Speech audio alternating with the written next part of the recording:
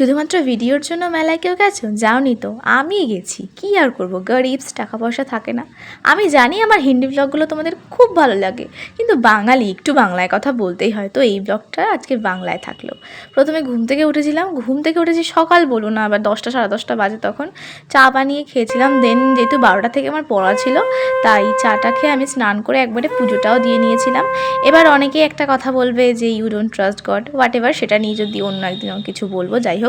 তারপরে দিদিমা ওটস বানিয়ে রেখেছিল, তো সেই ওটসটাই খাচ্ছিলাম, চিনি ছাড়া ওটস, বুঝতেই পারছো কেমন খেতে হবে, কোনো টেস্ট ছিল না। তারপরে পড়তে যাচ্ছিলাম আমার ফ্রেন্ডের সাথে, আর দেখো দুর্গাপুজোর প্যান্ডেল কিন্তু শুরু হয়ে গেছে, দুর্গাপুজোর ভাইব আসা শুরু। তাতে আমাদের কি ভাই, আমরা সেমিস্টার পরীক্ষা দেবো, আমাদের দুর্গাপুজো বলে কিছু হয় না, আগে পরীক্ষা দেন পুজো।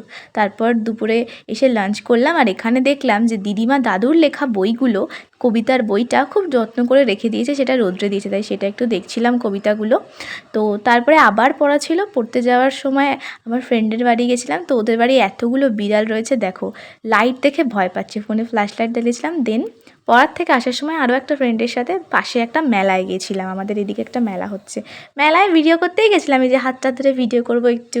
লোকজন ভাবছিল এটা করে কি, কিছু বারবার একই জায়গা থেকে ঘুরে বেড়ায়। আর এই জায়গাটা ছিল আমার সবচেয়ে ফেভারিট, ছোটো ছোটো কিউট কিউট পুতুল, কি কিউট না। তারপরে আমরা চপ খেতে দাঁড়িয়েছিলাম।